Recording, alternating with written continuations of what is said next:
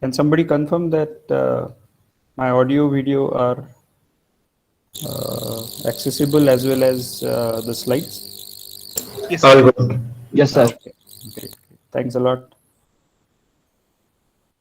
Okay, so today we are going to start a new topic called memory, which means we are going to look at different kinds of memories which are available on the GPU. As part of the computation, we looked at how to perform the basic kernel invocation, how to set up different parameters in terms of the number of blocks as well as number of threads within a block. Then we looked at that there is this problem of conditionals which come into picture, which is related to thread divergence. So we looked at these basic aspects. Some of the advanced topics related to all of this we are going to study a little later. But the next basic topic is memory. We have looked at memory a little bit already. When we did a CUDA memcopy, we did a CUDA malloc from host, which allocated some memory on the GPU. And then we transferred memory from transferred data from CPU to GPU as well as from GPU to CPU after the computations are done. So we have looked at that part, but that is the global memory which we all know of. But there are other memories which are available on the GPU, and those are crucial from the perspective of performance, as well as there are some quirks which are very specific even with respect to the global memory, in particular memory coalescing. So we are going to look at those aspects in this particular module. So we finished computation, we are now at memory.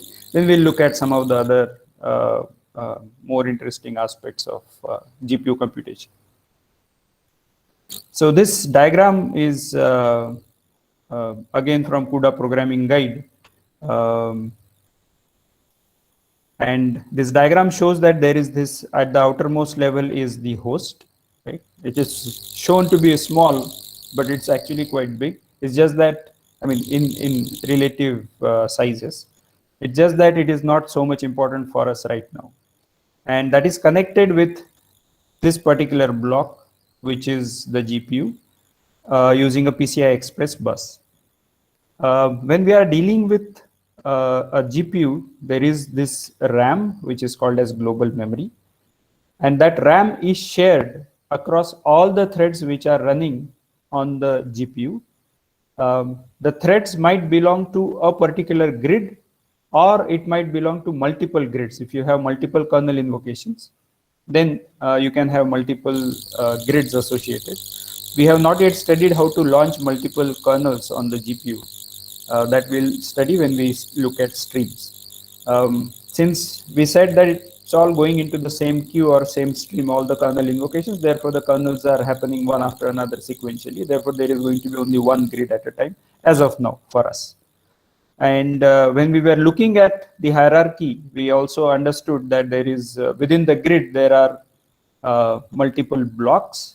Right? That is what we have control over in terms of how many blocks to launch. That is the grid dim for us. Within each block, there are multiple threads. Right? So thread 0010, and then yeah, so this is marked as thread 0010 again.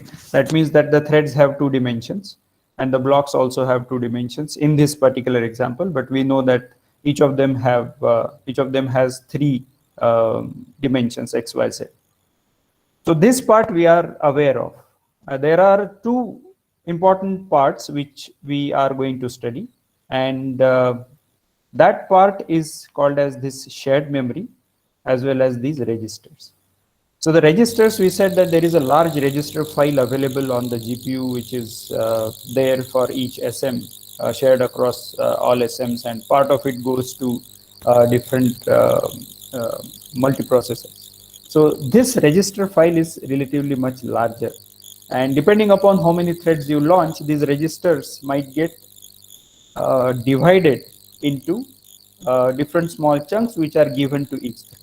Right? So that is one thing which is also very similar to what happens on the CPU. Just that this register file is not that large on the CPU. And this shared memory is something, if you notice, is also drawn within a block, which means that although registers we are talking about in the context of per thread, the shared memory we are going to talk in the context of per block, right? So per thread block there is going to be this shared memory. What that is, we are going to study soon. So let's hold on to it. So at the outermost level, there is this global memory. From the classic terms of graphics applications, this is also called as video memory, or in the CPU context, it used to be called as VDU memory. I mean, earlier in the CPU days, not on the GPU. This is the primary communication medium or the primary way in which the CPU and GPU, or the host and device, communicate with each other.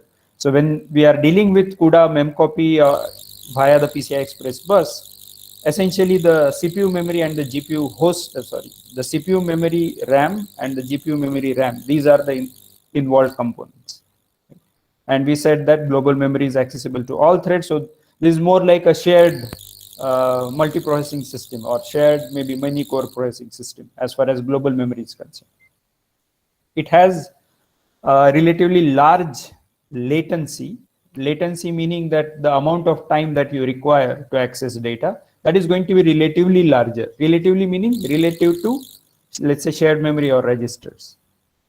And typical values are 400 to 800 cycles. This is also improving with different versions of DRAMs, or the graphics DRAM. And it has typical throughput in a few hundreds of Gbps, right? Which means you can transfer around 200 gigabytes of data in 1 second. Right? So that is what is meant by throughput, the amount of data that you can transfer per unit of time. There are other kinds of memories which I have not shown on this diagram, but those are also available across all the threads. Those are called as texture memories as well as constant memories. Just a minute.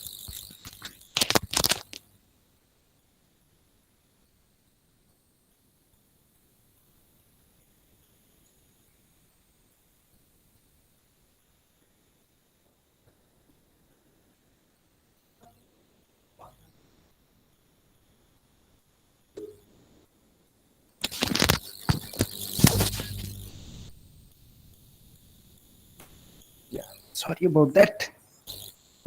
So we have, okay, I think I have gone to the next slide. Okay.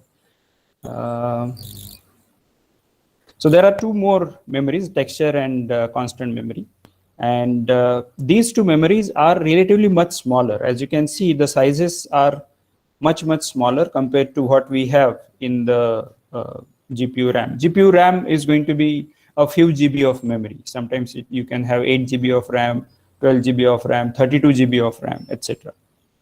Whereas these are going to be not also in MB, but actually in KB. What that means is that these are going to be very small but fast memories available, which might be helpful in some cases. Now, what those cases are essentially you have certain small amount of data which is very often used. In that case, okay, yeah. So which means that you have, so these memories get used for accessing some small amount of data which is going to be very often used in your application. So, and you can use global memory as well as texture memory as well as constant memory at the same time. And so therefore, if you have large amount of data, you can push it to global memory. If there is some small metadata, for example, related to your application, that you can push into texture or constant memory. The other small issue with texture and constant memories are these are read-only on the GPU, which means that you can write to it via some mechanism, let's say from CPU via some function calls. And then across all threads, these are going to be not modifiable. So therefore, this is read-only metadata that you can use for this purpose. Or you can have a very fast, very important data which is being accessed. That also you can put into texture and constant memory. not necessarily metadata. And it has a better throughput, as you can see. And since it is read-only, what GPU does is also it caches it, which means that there is a texture cache which is available, which can cache a good amount of texture memory that you are accessing. And the accesses are also very streamlined or very restricted. For example, for texture memory, you can access something in terms of X and Y coordinates. And therefore, if you are accessing something which is nearby the current point, then that access is going to be faster because that is going to be in the texture cache. This is in contrast to what happens with the usual row major or column major order on the CPU, where each row or each column is brought into the cache. Whereas in this case, the elements surrounding a particular XY value are brought into the cache in the 2D plane. And therefore, I have mentioned here that it is optimized for 2D geometry. And similarly, there is constant memory. Again, this is similar, but this is a slightly different kind of memory and a little bigger, which does not have this restriction of that you should be accessing it in a particular manner, let's say in the XY plane and so on. So this also gets cached, and therefore it can have better throughput compared to a global memory. We are going to look at small snippets of code which are going to allow us to understand how texture and constant memory are getting used, but this is more like a high level overview. Let's come to now, unless there are any questions. Okay, sir, yeah, go ahead. Sir, this texture memory and constant memory is not shown in the picture. Texture memory and constant memory are not shown into picture. You can view them to be available at these stages. So these are kind of available across all the threads, similar to global memory. Sir? Yeah, Venkat? Sir,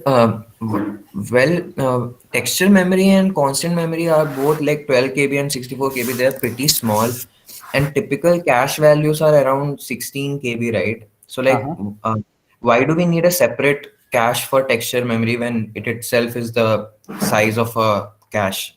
Like you can just build it with the memory that is used for cache, right? It can be just as fast as a cache.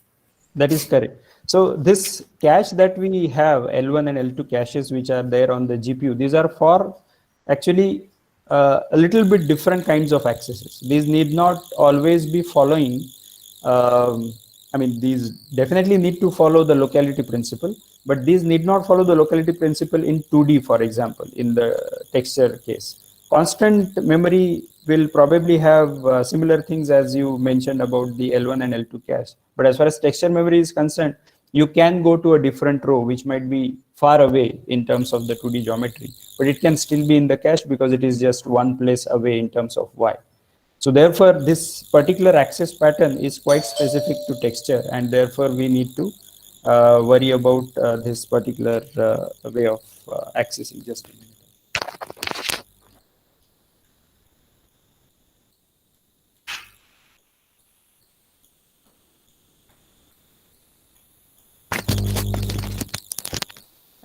Yeah, very sorry about the disturbance. All right. Yeah, so that is about Venkat's question. Stream is a channel in the bus. Stream is a channel in the bus. Yeah, I am not sure about that. So you can view it in a software perspective as a channel in the bus, but I don't know if, so the reason why I'm saying this is that the bus has a particular, let's say, width, and therefore only certain number of transactions are allowed across the bus. In our case, typical PCI Express buses have one transaction allowed in forward direction and one in the backward direction. So these are dual mode PCI Express buses. But as far as stream is concerned, it is more like a software queue which you are maintaining. And you can have more streams than what is supported by the bus. And therefore, you can have you can push multiple operations into the stream, etc. But these are going to be invoked depending upon what the bus supports. For example, if the bus supports only one transaction in one direction, then only one of the transactions might be taken up. If you have multiple PCI Express buses or other kinds of interconnect which supports multiple transactions at the same time, then that stream will probably, multiple streams might be active at the same time. Right? So that is one thing. Second thing is, a stream need not only have the CPU GPU transaction, it can have a kernel invocation also as one of the items into the queue. So think about it more as a channel, that is okay, but not probably in the bus, but it is at the end of the bus, let me put it that way. As here the global memory we're talking about is RAM of GPU. Yes, we are talking about global memory as RAM. It's typically called as graphics DRAM. And this DRAM might be slightly different than what we have on the CPU. So CPU might have a different technology, and GPU might use a different technology, and therefore these versions might differ. For example, you might say that in CPU there is this DDR3, right? Whereas on the GPU you might see GDDR5. That doesn't mean that these are comparable. You should not view them as that, oh, this is the newest version and so on. This graphics device has a different kind of technology which gets used for the graphics RAM. Why registers are called as register files? No, the registers are together on the same, let's say, die or a chip, and they are large in number. You will not have one register separately each time. So all of these are bunched together, and that bunch together is called as a file, so a register file. And therefore we are referring to them as register files. These registers get divided across different thread blocks, and therefore they are different threads also. And although these are part of the same register file. Block thread coordinates are in higher dimension major. Block thread coordinates are in higher dimension major. Sorry, Shouvick, I didn't understand. So I am saying that this block dimension in the diagram, so it is 0 0 and then 1 0. So the column should, it is 0 1 in row major. I am saying the first second dimension is coming increasing first. Oh, I see. And Yeah. So so they have put in the first right. coordinate. Yeah, they have shown it to be that way, but yeah, we can view it to be in terms of X, because I think the reason why they have shown it is because those blocks are written in horizontal dimension. So therefore this is X coordinate and then Y coordinate and Z coordinate. So that is how they have shown. Okay, any other questions? Sir? Yeah, Venkat. Sir, you said that the shared memory will be a per block thing, right? Sir, but yes, but for every warp, don't we need some, like, since they move in a lockstep manner, won't it be more sensible to have a shared memory per 32 threads? okay, so we don't have a large amount of shared memory. So this shared memory is not okay. I'll explain a little bit. But this shared memory is actually part of the cache, which you have access to. And we don't have too much memory. A few KB of memory is going to be available. Let's say 48 KB or so. And keeping that for one warp is probably going to be a little too much. Keeping that for thread block seems to be reasonable with respect to the size of the thread block. Let's say 1024 threads, and they have 48 KB, which means that each thread has around 48 bytes of data available. If you have lower number of threads per thread block, then accordingly more shared memory might be available. And the second reason is that, not second reason, but another thing, if you want it to be available per warp, what you will have to program is that it's available for the first warp in the thread block, the shared memory, and then you can program accordingly.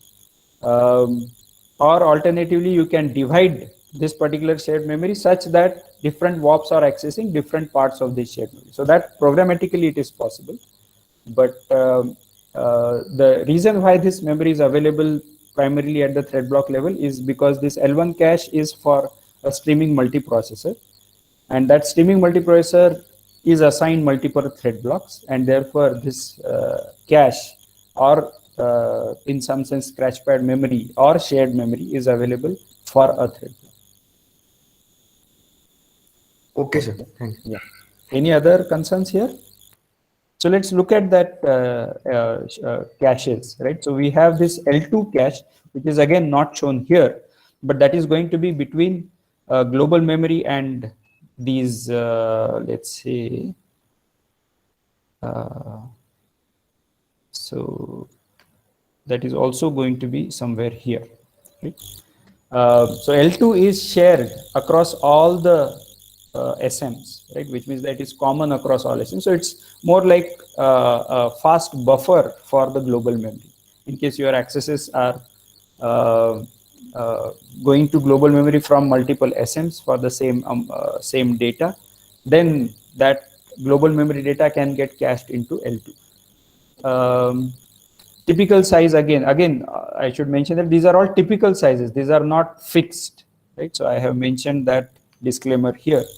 So 768 KB or a few MB could be L2 cache, which is actually very small compared to the number of threads that we have.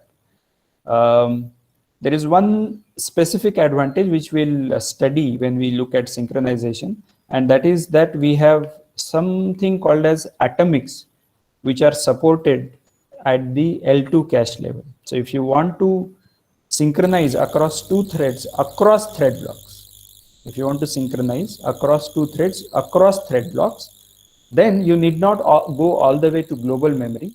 You may be able to perform that synchronization in a fast manner at the L2 level itself. Right? So we'll study. So this L2 is not really going to be part of your programming, which means that like CPU caches, this is not going to be really accessible to you. It's just that you will see the performance benefit when you run it.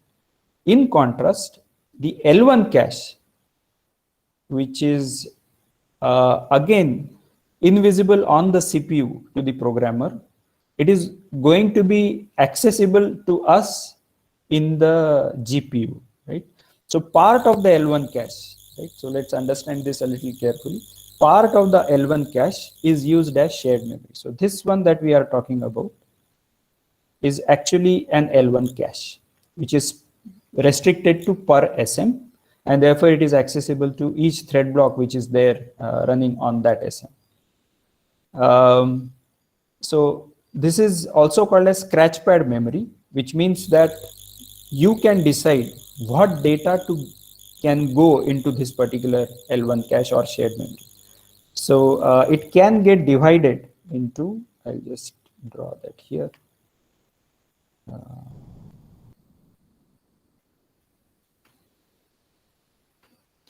So for example, this shared memory can get split into, let's say L1 part, this is L1, let's say, and then the rest of it is shared memory.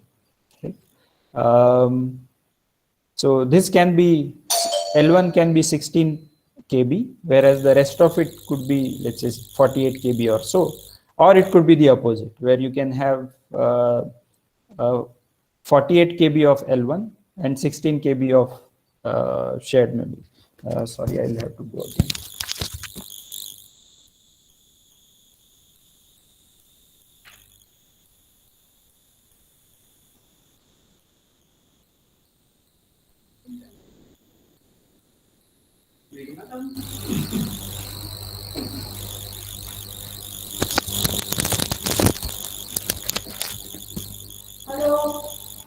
Sorry about that. Too many visitors today.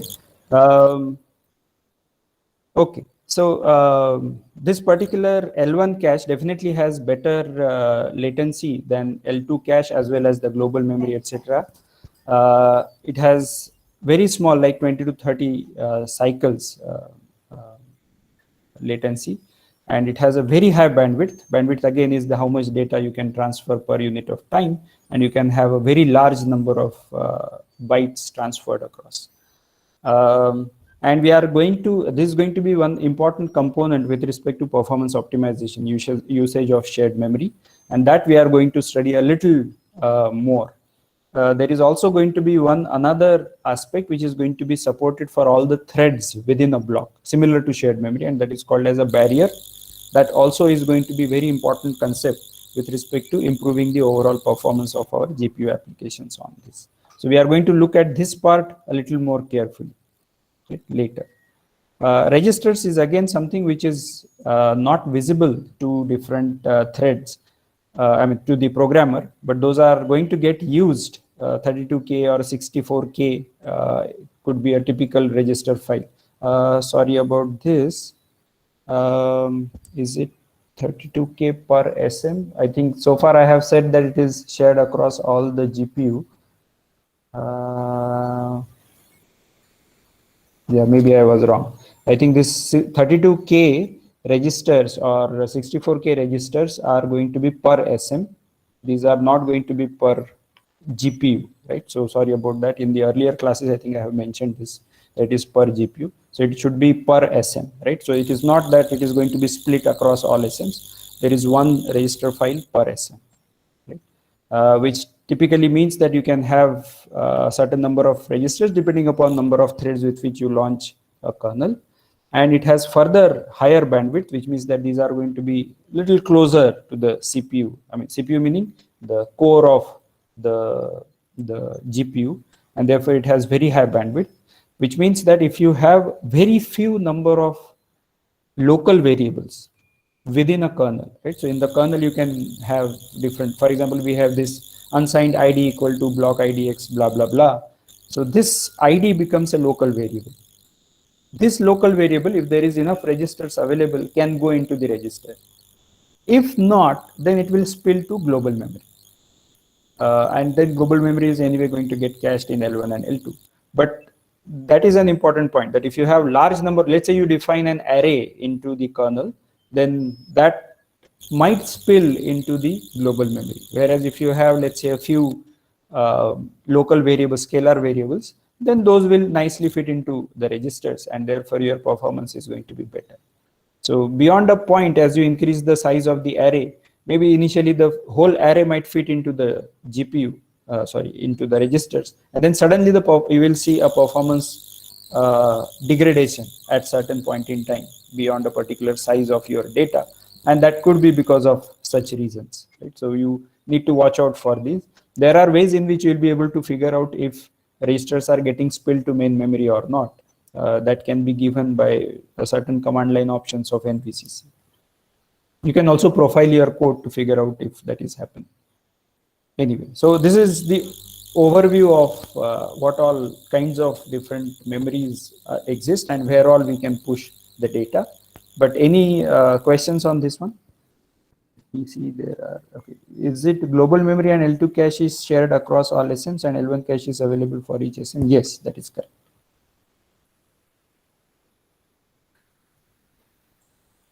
All right. So if there are no further questions, let's get into some of the specifics of understanding what terms we have used so far. So bandwidth, latency, etc. We use that. Then locality is going to be another concept which is going to be very important from the perspective of memory.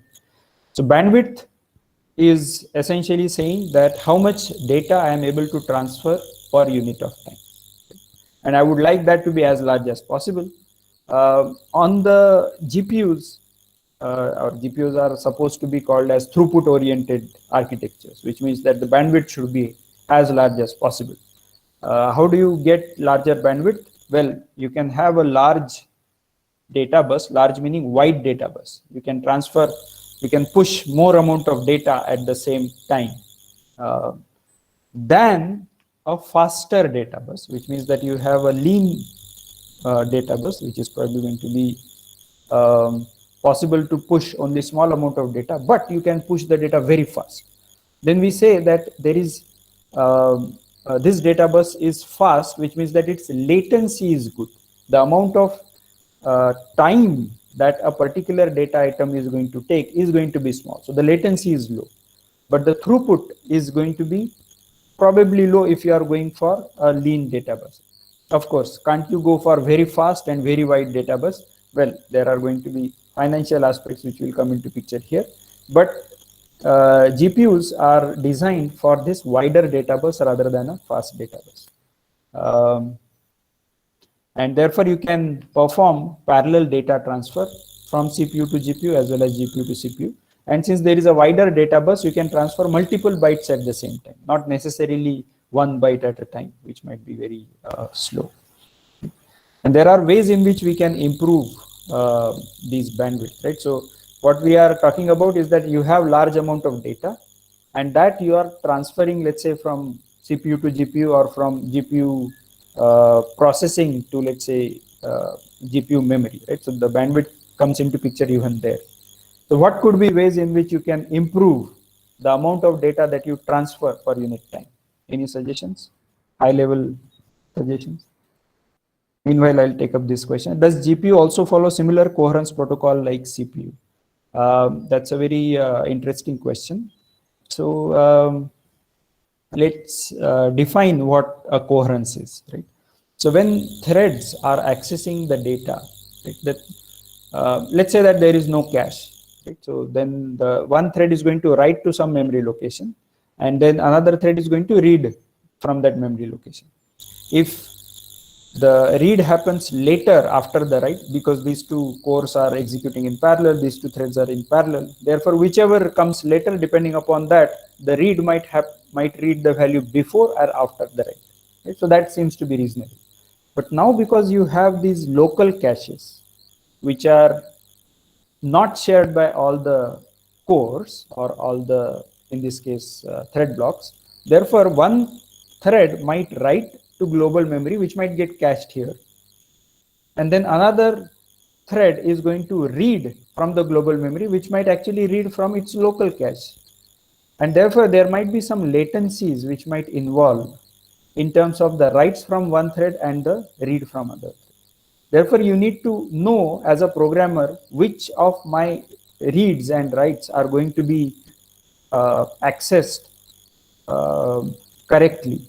So if I want that this thread must write to global memory and this thread should read from global memory, that should be possible as a programmer to me. Right? So this problem is called as coherence problem, that you might have different versions of the data available in different caches, right, at the same time, and therefore different threads might have a different view of the data, and therefore they might perform different operations. So this is a coherence problem. Now I want to make sure that I am able to transfer this data when I want as a programmer. In such cases, there is certain protocol which needs to be supported, not at the programming language level, but at the hardware level. Right? So the hardware gives you some guarantees on what can happen across the L1 caches, across the, let's say, the data which is there in the global memory, which is cached at different levels, L2, L1, etc. Thankfully, L1 is shared, but L1 is local, and therefore there is a possibility of having different views of the same data item. Right? So there are essentially different copies of the same data. Now, how do I make that sure? For that, the programmer is given certain constructs. Right? So there are some guarantees which are provided with respect to, let's say, the size of the data. If you are writing a complete structure, I don't give any guarantees that all the structure will get written completely. It's possible that one thread might be writing, let's say, x1 data item, x2 data item, x3 data item of one structure, whereas the other one might read just x1, which is written newly, and x2, x3 from the previous write. So, but if I am just writing x1, then there is some guarantee that both the threads will see either the old value or the new value, but nothing in between. Right? So when you have scalars versus vectors, there is some guarantee which is provided by the hardware. Alternatively, if I want to make sure that I see only the previous value or the new value and nothing in between, then the programmer needs to put in some constructs in his or her program to make sure that things are same across all the threads. So from that perspective, the coherence protocols are at a high level similar between CPU and GPU, but the exact CPU and GPU protocols can be different. The exact coherence protocol that is employed on the CPU is typically well known, whereas the one on the GPU is not well known. People have tried to reverse engineer it via certain methods, let's say by running some certain benchmarks, etc. How much is the, for example, K-way associativity which might get used in L2? What is that K? That is also not known. And people have tried to figure that out from the benchmarks, etc. At the high level, those are going to be very similar. Parth is asking, since the registers are shared across the SM, are the registers allocated core-wise beforehand, or are they allocated thread-wise as a thread begins execution? These are typically allocated thread-wise at the time of kernel launch, because at that time the thread number of threads are known. So a compiler might not be able to always figure out how many registers are required, because your number of threads is a dynamic parameter. So it can happen that at runtime those might get to certain registers and some might go beyond. Okay. Okay. So you guys were telling me some techniques to improve the bandwidth. Any suggestions? Sir? Yeah, Venkat. So we can like reduce the modularity of memory access, as in get on every memory access get bigger chunks of data.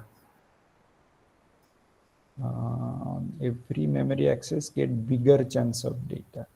I If didn't the understand data what bus is the bandwidth allows. If the bandwidth is sufficiently wide, we can have bigger chunks. Although it will cost us modularity wise, but we can have a little bit of extra logic to extract out the required data.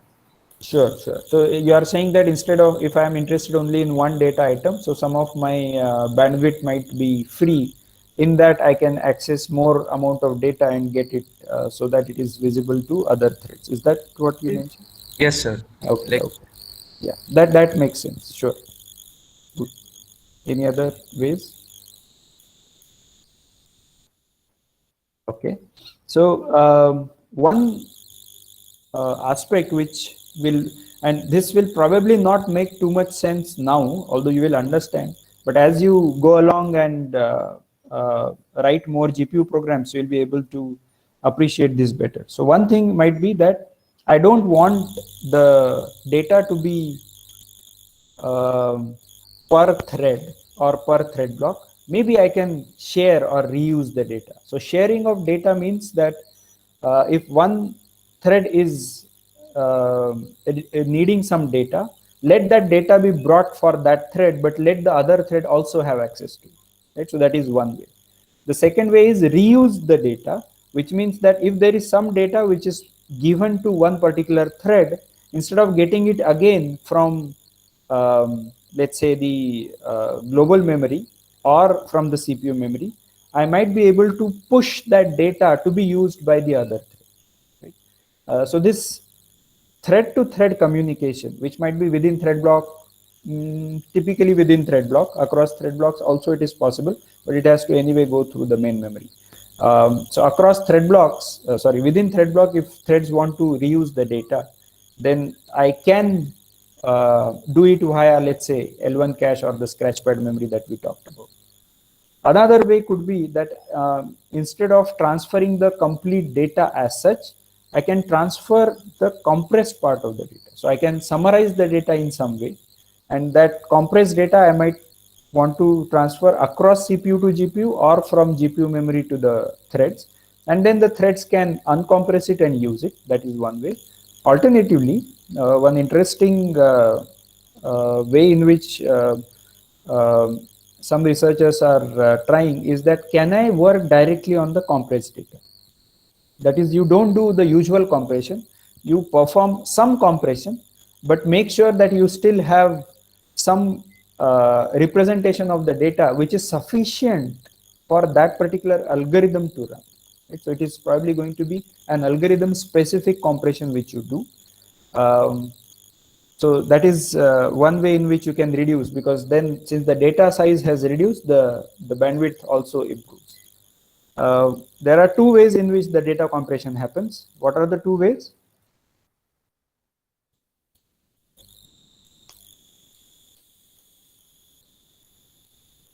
So data compression has kind of two ways of there are two ways in which we can perform the compression, right? So good. So some of you have mentioned that in the chat box. There is lossy as well as lossless, right? So when we talk about, for example, these JPG images, JPEG images, etc., that is a lossy compression, which means that the original image might not be faithfully captured in the compressed part, right? Whereas if you are talking about, let's say, SVG graphics or PNG format, then you can have a faithful representation of the original, and you can get back the original image, right? So that is called as a lossless compression. Depending upon these algorithms also, the bandwidth will change, but then again it has to depend upon the certain application. It cannot be independently done. The lossless compression you can always do, but for example, if I am streaming this video of across Gmeet, then it probably is not necessary that it should be lossless, right? So it can be lossy, and it is okay to miss out on certain pixels. All right. So even while viewing these videos, lecture videos online, you'll be able to see that you can set up, let's say 360 or 720 as the resolution, right? So depending upon that, you can have some loss, or it can be, yeah. So the loss can also change. Yet another way could be that, which is also very interesting, is that I don't want to store the data into memory, and I don't want to fetch the data. So load store, I'm going to avoid by recomputing the data. Since I have large number of threads, maybe on GPU what I can afford is that if there is some local memory which I can save by not storing the data, but I recompute it. If I need it later, I recompute it. That seems to be one very interesting mechanism, not only on GPU, but also in distributed system, where the communication across machines is going to be much larger. I mean, the latency is going to be much larger. And therefore, to avoid that communication, maybe I would like to, okay, why should I ask a very distant person to tell me what the data is? Let me recompute it myself. Right? So that is to say that if on LinkedIn, let's say you are trying to understand some concept, right? And one way of looking at that concept is, okay, you can wait for 2 more days. You can wait for 2 more days and ask me that question in our next class, right? So that is one way, which is going to take certain number of hours. Probably an easier way is to try it out yourself onto the GPU that you have associated with your laptop. Let me try this out. Let's say what is the answer that I get. So that is like, I want to recompute it myself rather than let me load that data from my instructor, right? So this is these are different techniques in which we can improve the bandwidth. There are more, but I have just mentioned a few of them here. Where does the compression take place? So if you are talking about CPU and GPU communication, the compression will happen on the CPU and then you transfer the data. The decompression will happen on the GPU. If you are talking about the compression between DRAM of the GPU and the thread, then the compression needs to happen in the hardware, right? So the hardware is going to compress it. The load is going to load the compressed data, and the thread executor, that is the core, is going to decompress the data. Right? So this can't be done on the, let's say, programmatically. Right? This has to be supported in the hardware. Any other questions? Sure. Okay. So far we have not looked at the program, but please bear with me. We will have to spend some time understanding these concepts.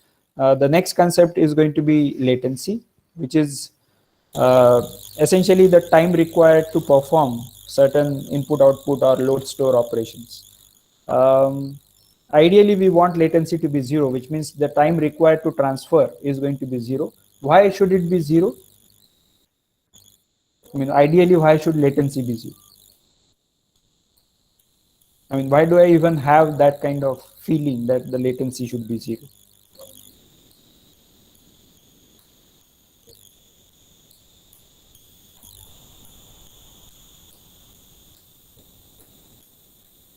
Okay. So there are, yeah, Venkat, go ahead. Is it because, like, this is just a guess, is it because when we are writing algorithms, we don't really take into account that memory latencies and all the algorithms are just based on computational aspects, and it is not one of them? That's correct. So what, yeah, even apart from Venkat, Prasoon is mentioning that it's an overhead. Sumit is mentioning it avoids stalls. So it's definitely an overhead. It's not something which is part of your usual computation. This is just because how your architecture is that communication is going to be there. And therefore you don't want that to really take up too much time, although that is what is going to happen when you are looking at multiple devices connected via an interconnect. In this case, it is still okay, but when you're talking about MPI programs, distributed setting, then the communication is actually going to be a very important factor which is going to decide the overall performance of your application. So yeah, ideally it should be 0, but definitely in practice it is not 0. But it can be reduced, and it can be considerably reduced. Right? And what that means is that the processor should have data available in no time, which means that whenever it needs the data, it should be available. But then the latency is always going to be there. We saw that even when the data is there in the registers, you have high throughput, but you don't have infinite throughput. You still require some cycles to get that data. Right? So there is going to be some latency involved. And in memory bound applications, which means that you have large amount of data, and not only during the input time you require that data, but you are storing that data and reading that data in large chunks during the computation. As soon as that happens, the amount of memory IO that you perform is going to be larger, which might be taking more time than the actual computation that you do on the CPU, and therefore the memory IO can become a bottleneck. If the memory IO is smaller compared to your CPU computation, then we shouldn't say that it's a bottleneck, although we would like to reduce the memory IO to as small value as possible. So this difference comes into picture when you have lot of number crunching into your program, which is good, which is how it should be on when you are especially running it on the GPU. But if you have large amount of load store instructions, then you have to worry about memory related optimization. Some of that we are going to study in the later classes. So latency, we said, is talking about the how fast I can transfer data, whereas bandwidth is about how much data I can transfer per unit of time. So it's the kind of opposite of each other. And ideally both should be, I mean, the latency should be small, bandwidth should be large, but on GPUs, bandwidth is given more importance compared to on the CPU, which gives more importance to the latency. There are again multiple ways in which latency can be reduced. One of them is using caches, right? So instead of accessing all the way to global memory, I can access, let's say, in whatever are the levels of caches which are available. On CPUs, you can have L1, L2, L3, L4, as well as registers. On GPUs, you can have L1, L2 available with you, which are going to reduce the latency.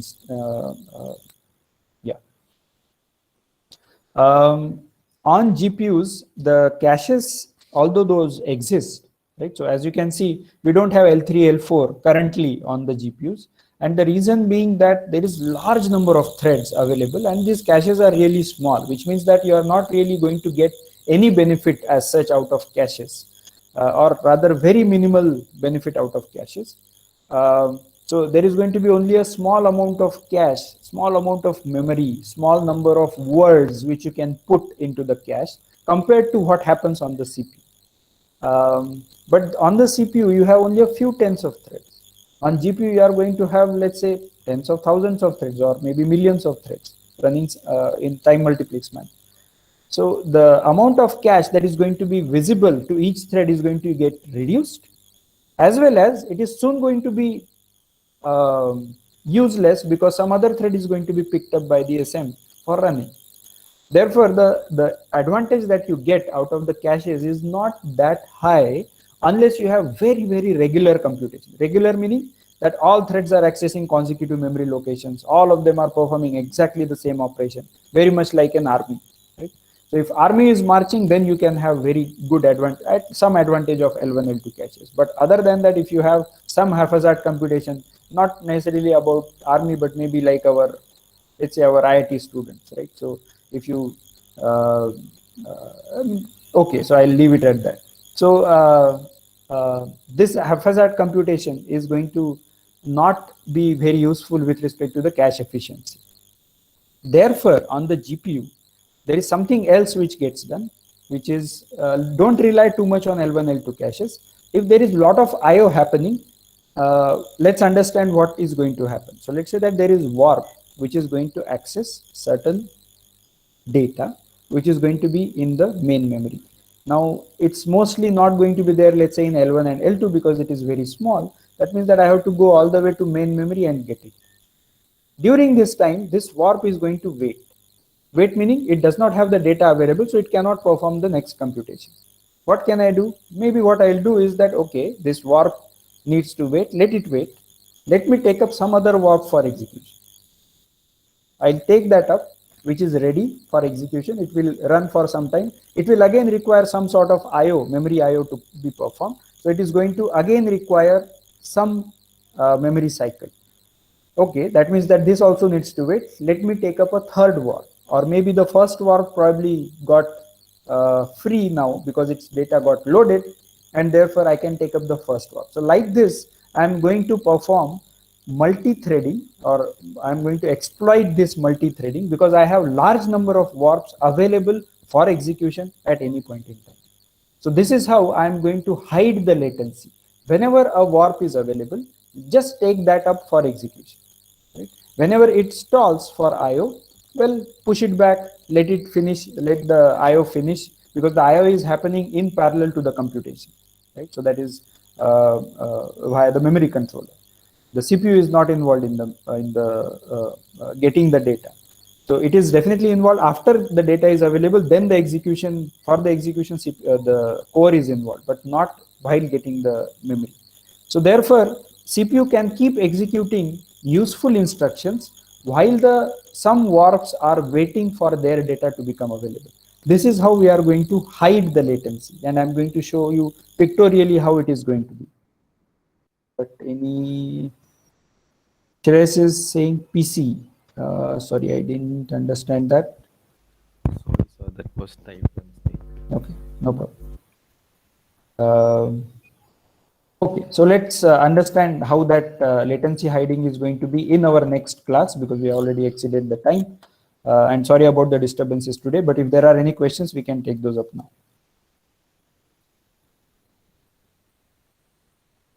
Hello, sir. Yeah, Sampri. So this is regarding the installation of CUDA. When I'm running the CUDA programs, so I'm getting this warning that CUDA thread synchronize is deprecated and it's no longer in. And I'm running those programs, the kernel is not getting launched. So during the earlier discussion forums, Subhash has kept one compilation command by which the other person told that the kernel was getting launched, but I'm not getting my kernel launched. If I'm changing that CUDA thread synchronize to CUDA device synchronize, I saw in one of Stack Overflow thing. So then also the kernel isn't getting launched. So what is the difference between these? So I think I'm not sure about the exact error. This can happen via multiple ways, but there are ways. For example, you should try to run lspci command, which is going to give you if your device is getting recognized. That is one. Second thing is try to run device query from the CUDA installation, which is going to tell you if the device query, which is the program from NVIDIA, whether that recognizes the GPU. And if it is giving enough information, then that means that there is some problem in your program. Otherwise, there is problem with the installation itself. So I suggest that you push all this information, the output of lspci, device query, as well as your program, onto Moodle. We'll take a look at that, some of us, and we'll try to reply. Okay, sir. And one more thing, does like running this on VirtualBox, does that make any difference? It shouldn't be, right? It can, I mean, VirtualBox, you have the GPU installed in the VirtualBox. VirtualBox. As a VM, you are saying? Yeah. The VM, you have created a GPU, right? Hmm. And your laptop has a GPU or no? Yeah, it has. Okay, so if it is, okay, I am not sure. It should not create any problem, but I am not sure. I have not tried it. In case somebody has tried, actually, you can mention this also on Moodle. In case somebody has actually tried it and it has worked, they can reply to you about it. Sure, sir. I'll check it once again and just post it Yeah, on yeah, the sure, sure, board. sure. Thank you, Okay. sir. Any other questions? All right. So in yeah, the chat box, I had mentioned. there is some question here. Okay. Is latency hiding similar to time multiplexing? In this case, yes, latency hiding is a more general concept, but yes, in this case, what we talked about is time multiplexing. But time multiplexing is also you can do even if the warp is not waiting for IO, but let's say certain quantum of time is over, then you can take another for execution. So that is also time multiplexing. Latency hiding can be done in other ways also. For example, the using caches. But yes, I think from our discussion, you could see that there is this overlap, which is going to be because of the time multiplexing. But these are two different concepts. Can you please re-explain bandwidth improvement, recompute, then store plus fetch? Yes. So let's say that I want, let's say I have X and I want to find out f of X. I know that f of X has already been computed by a different thread. On the GPU could be different thread, or in a distributed mechanism, I know that it is there on some other machine. One way is to ask that machine or ask that thread, give me f of X. I tell you what X is, you give me f of X. Another way is that if this communication is going to be much larger, I might as well recompute f of X myself rather than asking somebody else to come. So that is called as recompute. So I don't want to perform a communication with IO, which means that load and store is communication with the DRAM. So I don't want to do that. To avoid that, I can, if there is small computation, I can as well recompute. If there is large computation, then I would prefer to store it and fetch it later. So I will compute, let's say somebody will compute f of X, store it at a central location, and then the other threads can fetch it. That is one way. Alternatively, one thread can, I mean, in this case, it's not possible, but one thread can communicate with the other thread, or one machine can communicate with another machine, that this is the data that I had computed for X, this f of X, you can now use. That is the store and fetch mechanism. Shagnik is asking, you told we can control data in scratchpad memory. Do we mean that we can control what data goes where in the L1 cache? Yes, not necessarily exactly in L1 cache. We'll use these two terms separately. L1 cache and then scratchpad memory or shared memory. So this L1 cache we don't have control over, which is managed by the hardware similar to CPU. But the scratchpad memory, yes, we will tell what data should be put into memory or not put, etc. So we will actually program it from the CPU, from the GPU kernel. All right. Any other questions? All right. So we'll stop here. See you tomorrow.